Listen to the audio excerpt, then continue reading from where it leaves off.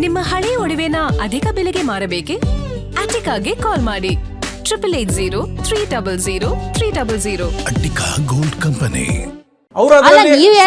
Sir ಒಂದ್ ನಿಮಿಷ sir, ನೀವ್ ಹೇಳೋದ್ ನೋಡಿದ್ರೆ ಸರ್ ಏನ್ ಕಬ್ಬಿನ ಫ್ಯಾಕ್ಟರಿ ಮಾಲೀಕರು ಕೇವಲ ಗಡ್ಕರಿ ಮಕ್ಕಳು ಮಾತ್ರ ಇದ್ದಾರೆ, ಬೇರೆ ಯಾರು ಇಲ್ಲ ಅನ್ನೋ ತರದಲ್ಲಿ ನಿಮ್ ಕಾಂಗ್ರೆಸ್ ಪಾರ್ಟಿಯಲ್ಲಿ ಎಷ್ಟು ಜನ ಕಬ್ಬಿನ ಫ್ಯಾಕ್ಟರಿ ಓನರ್ಸ್ ಇದಾರೆ ಗೊತ್ತಾ?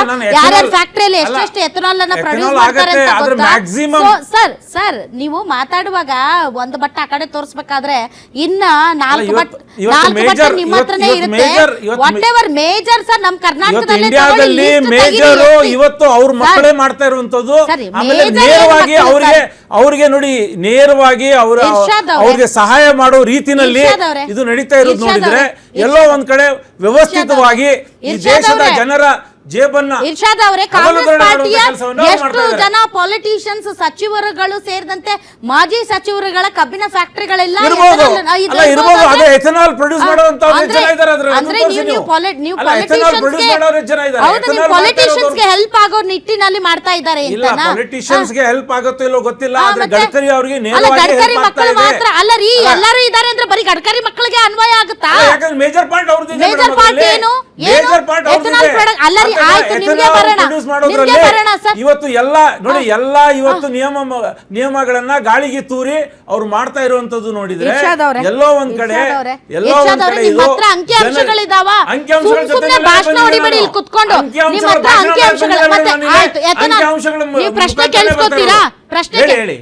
ಗಡ್ಕರಿ ಮಕ್ಕಳು ಈ ಒಂದು ಎಥನಾಲ್ ಮಿಶ್ರಿತ ಪೆಟ್ರೋಲಿಯಂ ಇಂದ ಸಿಕ್ಕಾಪಟ್ಟೆ ಅವ್ರಿಗೆ ಲಾಭ ಆಗುತ್ತೆ ಅಂತ ಹೇಳಿ ಹೆಂಗೆ? ಅಲ್ಲ ನಾನು ಹೇಳ್ತಾ ಇದ್ದೀನಲ್ಲ ನೋಡಿ, ಇವಾಗ ನಾನು ಹೇಳ್ತಾ ಇದ್ದೇನೆ, ಇವಾಗ ಒಂದು 500 ಕೋಟಿ ರೂಪಾಯಿ 3 ವರ್ಷ ಹಿಂದೆ ಅವ್ರದ್ದು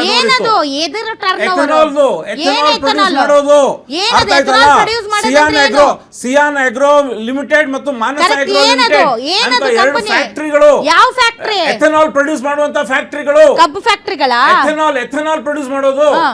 ಅದು ದೇಶದ ಎಷ್ಟು ಪರ್ಸೆಂಟ್ ಎಥನಾಲ್ ಅನ್ನ ದೇಶಕ್ಕೆ ಬೇಕಾಗುವಂತ ಎಷ್ಟು ಪರ್ಸೆಂಟ್ ಎಥನಾಲ್ ಅನ್ನ ಎರಡು ಫ್ಯಾಕ್ಟರಿಗಳು ಮೇಜರ್ ಮಾಡ್ತಾ ಇರುವಂತ ನನ್ಗೆ ಹೇಳ್ತಿರೋದು ಭಾಷಣ ಹೊಡಿಬೇಡ್ರಿ, ನನ್ಗೆ ಅಂಕಿಅಂಶ ಹೇಳಿ. ಮೇಜರ್ ಅಂದ್ರೆ ಎಷ್ಟು? 22 ನೋಡಿ ಇವಾಗ ಅವರು ಅದು ಬಿಡ್ರಿ ಸರ್, ನಿಮ್ಗೆ ತೋರ್ಸಲ ನಮ್ಮ ಕಬ್ಬು ಫ್ಯಾಕ್ಟರಿಗಳು ಎಷ್ಟು ಫಸ್ಟ್ ಸ್ಟಾರ್ಟ್ ಆದಾಗ ಎಷ್ಟಿತ್ತು ಅವರ ಲಾಭದ ಪ್ರಮಾಣ, ಈಗ ಎಷ್ಟಿದೆ ಲಾಭದ ಪ್ರಮಾಣ ಹೇಳ ನಾನು. ಸತೀಶ್ ಜಾರಕಿಹೊಳಿ ಅವ್ರದ್ದೆಲ್ಲ, ಲಕ್ಷ್ಮೀ ಹೆಬ್ಬಾಳ್ಕರ್ ಅವ್ರದ್ದೆಲ್ಲ ಹೇಳಿ.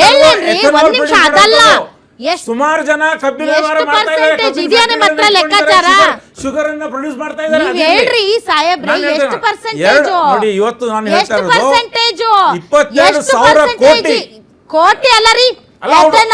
ಎಥನಾಲ್ ಭಾರತದ ಬೇಡಿಕೆಯ ಎಷ್ಟು ಪ್ರಮಾಣದ ಎಥನಾಲ್ ಅನ್ನ ಈ ಎರಡು ಫ್ಯಾಕ್ಟರಿಗಳು ಒದಗಿಸ್ತಾ ಇದೆ ಅನ್ನೋ ಅಂಕಿಅಂಶ ಇದೆಯಾ? ಇಲ್ಲ ಅಂದ್ರೆ ನೀವು ಮಾತಾಡ್ಬೇಡ. ಹಂಗಾದ್ರೆ ಸುಮ್ಮನೆ ಮಾತಾಡ್ಬೇಡ. ಮೇಜರ್ ಪಾರ್ಟ್ ಅದಲ್ಲ ಸರ್, ಈಗ ಇದು ರಾಜಕೀಯ ಅಲ್ಲ, ಇದರಿಂದ ಸರ್ ಒಂದ್ ನಿಮಿಷ, ಇದರಲ್ಲಿ ಎಥನಾಲ್ ಪ್ರೊಡ್ಯೂಸ್ ಮಾಡುವಂತಹ ಕಬ್ಬಿನ ಫ್ಯಾಕ್ಟರಿಗಳ ಓನರ್ಗಳು almost all politicians irrespective of parties. ಅದು ಕಾಂಗ್ರೆಸ್ ಅಲ್ಲೂ ಇದ್ದಾರೆ, ಬಿಜೆಪಿ ಅಲ್ಲಿ ಇದ್ದಾರೆ, JDS ಅಲ್ಲೂ ಇದ್ದಾರೆ. ಸೊ ಇದು ಪೊಲಿಟಿಷಿಯನ್ಗೂ ಹೆಲ್ಪ್ ಆಗುತ್ತೆ, ದಿ ಸೇಮ್ ಟೈಮ್ ರೈತರಿಗೂ ಹೆಲ್ಪ್ ಆಗಬೇಕು. ಒಂದ್ ನಿಮಿಷ, ಸೊ 1.5 ಲಕ್ಷ ಕೋಟಿ ರೈತರಿಗೆ ಹೆಲ್ಪ್ ಆಗಿದೆ ಅಂತ ಅಂಕಿಅಂಶ ಹೇಳ್ತಾ ಇದ್ದಾರೆ ಇವರು. ಅಷ್ಟೇ ಅಲ್ಲ, 2.5 ಲಕ್ಷ ಕೋಟಿ ನಾವು ಉಳಿತಾಯ ಮಾಡಿದೀವಿ ಅಂತ ಹೇಳ್ತಾ ಇದ್ದಾರೆ. If it is the case ಅನ್ನೋದಾದ್ರೆ ಉತ್ಕರ್ಷ್, ಹಾಗಾದ್ರೆ ಜನರಿಗೆ ಆ ಉಳಿತಾಯದ ಲಾಭ ವರ್ಗಾವಣೆ ಆಗಬೇಕಲ್ಲ. ನೋಡಿ, ಈಗ ನೀವು 1 ಲೀಟರ್ ಪೆಟ್ರೋಲ್ ಅಲ್ಲಿ 800 ಮಿಲಿಲೀಟರ್ ಪೆಟ್ರೋಲ್, 200 ಮಿಲಿಲೀಟರ್ ಎಥನಾಲ್. ಹಾಗಾದ್ರೆ 200 ಮಿಲಿಲೀಟರ್ ಎಥನಾಲ್ ಅನ್ನ ಕಲಬೆರಕೆ ಮಾಡಿ ನೀವು ಹಾಕ್ತಾ ಇದ್ದೀರಿ ಅನ್ನೋದಾದ್ರೆ ಪೆಟ್ರೋಲ್ ಬೆಲೆ ಕಡಿಮೆ ಆಗ್ಬೇಕಲ್ಲ ಸರ್, ಯಾಕೆ ಕಡಿಮೆ ಆಗಿಲ್ಲ? ಮೇಡಮ್ ನೋಡಿ, ಈ ವಿಚಾರದಲ್ಲಿ ಭಾಳ ಸ್ಪಷ್ಟವಾಗಿ ಏನಂತಂದರೆ, ಒಂದು ಈ E20 ಪೆಟ್ರೋಲ್ ವಿಚಾರವಾಗಿ ನಾವು ನಮ್ಮ ದೇಶದ ಕ್ರೂಡ್ ಆಯಿಲ್ ಇತಿಹಾಸವನ್ನು ನೋಡಿದಾಗ 85% ನಾವು ಇಂಪೋರ್ಟನ್ನು ಮಾಡ್ಕೊಳ್ತೀವಿ ಬೇರೆ ದೇಶಗಳಿಂದ. ಸೊ ಇದರ ಮೊದಲ ಮುಖ್ಯ ಉದ್ದೇಶ ಇರ್ತಕ್ಕಂಥದ್ದು ಏನು ಅಂತಂದರೆ, ವಿದೇಶಿ ವಿನಿಮಯಗಳನ್ನು ಕಮ್ಮಿ ಮಾಡಬೇಕು, ಇಲ್ಲೇ ದೇಶದಲ್ಲೇ ನಮ್ಮ ಆರ್ಥಿಕ ಉತ್ಪನ್ನ ಅಂಥದ್ದು ಆಗಬೇಕು, ರೊಟೇಟ್ ಆಗಬೇಕು ಅನ್ನುವಂಥದ್ದು ಮೊದಲನೇ ಉದ್ದೇಶ. ಆಗಾಗ ಡಿಪೆಂಡೆನ್ಸಿ ಕಮ್ಮಿ ಆಗುತ್ತೆ. ಎಥನಾಲ್ ಅನ್ನುವಂಥದ್ದು ಅದನ್ನು ಬಯೋಮಾಸ್, ಕಬ್ಬಿನ ಬಯೋಮಾಸು ಮತ್ತು ಹಕ್ಕಿ ಜೋಳದ ಬಯೋಮಾಸಿಂದ ಪ್ರೊಡ್ಯೂಸ್ ಮಾಡುವಂಥ ಅಂಶ. ಎರಡನೇದೇನು ಅಂತಂದರೆ, ಈಗ ನೀವು ಕೃಷಿಕರ ಬಗ್ಗೆ ಹೇಳಿದ್ರಿ, ಕೃಷಿಕರಿಗೆ ಇದರಲ್ಲಿ ಲಾಭ ಆಗ್ತದೆ, ಖಂಡಿತವಾಗ್ಲೂ ಲಾಭ ಆಗುತ್ತೆ. ಈಗ ಎಥನಾಲ್ ಕನ್ಸಂಪ್ಷನ್ ಜಾಸ್ತಿ ಆಯಿತು, E20ಗೆ ಹೆಚ್ಚೆಚ್ಚು ಲಾಭ ಮುಂದಿನ ದಿನಗಳಲ್ಲಿ ಸಿಗ್ತಾ ಹೋದಂಗೆ ಎಥನಾಲ್ ಕನ್ಸಂಪ್ಷನ್ ಜಾಸ್ತಿ ಆಗುತ್ತೆ, ಕಬ್ಬನ್ನು ಹೆಚ್ಚು ಬೆಳೀತಾರೆ, ಅದ್ರ ಸಿಗ್ತಕ್ಕಂಥ ಏನು ಬಯೋಮಾಸಿಂದ ಪ್ರೊಡಕ್ಷನ್ ಜಾಸ್ತಿ ಆಗುತ್ತೆ. ಆಮೇಲೆ ಇದಕ್ಕೆ ಉದಾಹರಣೆ ಅಂತಂದರೆ, ಈ ಹಿಂದೆ ಕೂಡ ನೀವು E5 ಬಂದಿತ್ತು, E10 ಬಂದು 20% ಇಂಪ್ಲಿಮೆಂಟ್ ಮಾಡಬೇಕಂತ ಈಗ ಕೇಂದ್ರ ಸರ್ಕಾರ ಕೆಲಸ ಮಾಡ್ತಾ ಇದೆ.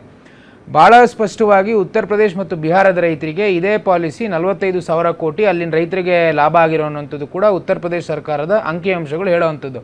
ಆಮೇಲೆ ಭಾಳ ಪ್ರಮುಖವಾಗಿ ಈಗ ನೀವು ಹೇಳ್ತಿದ್ರಿ ಇಂಜಿನಿಗೆ ಸಮಸ್ಯೆ ಆಗ್ತದೆ ಮತ್ತೊಂದಂತ. ಈಗ ಮಹೀಂದ್ರಾ, ಮಾರುತಿ ಸುಜುಕಿ, ಟೊಯೋಟೋ ಕಂಪನಿಯ ಎಕ್ಸ್ಪರ್ಟ್ಸ್ ಕೂಡ ಮಾಹಿತಿಯನ್ನ ಕೊಟ್ಟಿದ್ದಾರೆ, ಯಾವುದೇ ರೀತಿಯ ಸಮಸ್ಯೆ ಏನಿಲ್ಲ ಅಂತ. ಸುಮ್ಮನೆ ಇರಿ ಸರ್, ಭಾರತ ಸರ್ಕಾರದ ವಿರುದ್ಧ ಮಾತಾಡಿದ್ರೆ ಅವ್ರ ಗಾಡಿಗಳನ್ನ ಇಲ್ಲಿ ಮಾರೋದಕ್ಕೆ ಬಿಡ್ತಾರೆ. ನಂಬರ್ 1 ಅದೇ ಮಾರುತಿ ಸುಜುಕಿ, ಅದೇ ಮಹೀಂದ್ರ, ಒಂದ್ ನಿಮಿಷ, ಅದೇ ಮಾರುತಿ, ಅದೇ ಮಹೀಂದ್ರ ಮತ್ತು ಅದೇ ಎದದು ಎಂತದಪ್ಪ ಅದು BMW, ಇವೆಲ್ಲ ಶೋರೂಮ್ ಮುಂದೆ E20 E30ಗೆ ಹೊಂದಾಣಿಕೆ ಆಗಬಹುದಾದಂತಹ ವೆಹಿಕಲ್ಸ್ಗಳ ತಯಾರು ನಮ್ಮಲ್ಲಾಗಿದೆ, ನೀವು ತಗೋಬಹುದು ಅಂತ ಯಾಕೆ ಬೋರ್ಡ್ ಹಾಕ್ತಾರೆ? ಹಾಗಾದ್ರೆ ಈ ಹಿಂದೆ ಏನು ನೀವು ತಯಾರು ಮಾಡಿದಿರಲ್ಲ ವೆಹಿಕಲ್ಸ್ಗಳು, ಅವು ಈ ಒಂದು ಪೆಟ್ರೋಲ್ಗೆ ಹೊಂದಾಣಿಕೆ ಆಗಲ್ಲ ಅಂತನಾ?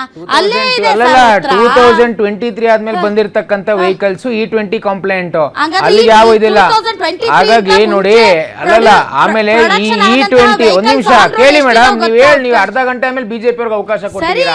ಬಿಜೆಪಿ ಅವ್ರಿಗೆ ಸ್ವಲ್ಪ ಅವಕಾಶ ಕೊಡ್ಬೇಕು. ನೀವು ಉತ್ತರದಾಯಿತ್ವ ಜಾಸ್ತಿ, ಯಾಕೆ ಅದಕ್ಕೆ ನೀವು ಹೆಚ್ಚು ನಮ್ಗೆ ಅವಕಾಶ ಕೊಡ್ಬೇಕು ಮಾತಾಡ್ಲಿಕ್ಕೆ. ನಮ್ ಪ್ರಶ್ನೆಗಳಿಗೆ ಉತ್ತರ ಕೊಡ್ಬೇಕು. ಖಂಡಿತವಾಗಿ ನಿಮ್ಮ ಪ್ರಶ್ನೆಗಳನ್ನ ತಗೊಳ್ತಾ ಇದೀವಿ.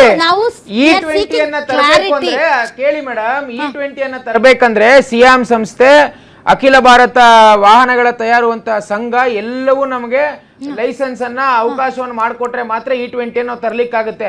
ಸುಮ್ನೆ ಎಕ್ಸ್ಟೆನ್ಸಿವ್ ರಿಸರ್ಚ್ ಅನ್ನು ಮಾಡದೆ, ಸೈಂಟಿಫಿಕ್ ಟೆಸ್ಟಿಂಗ್ ಅನ್ನು ಮಾಡದೆ ಆ ರೀತಿ ತರ್ಲಿಕ್ಕಾಗಲ್ಲ.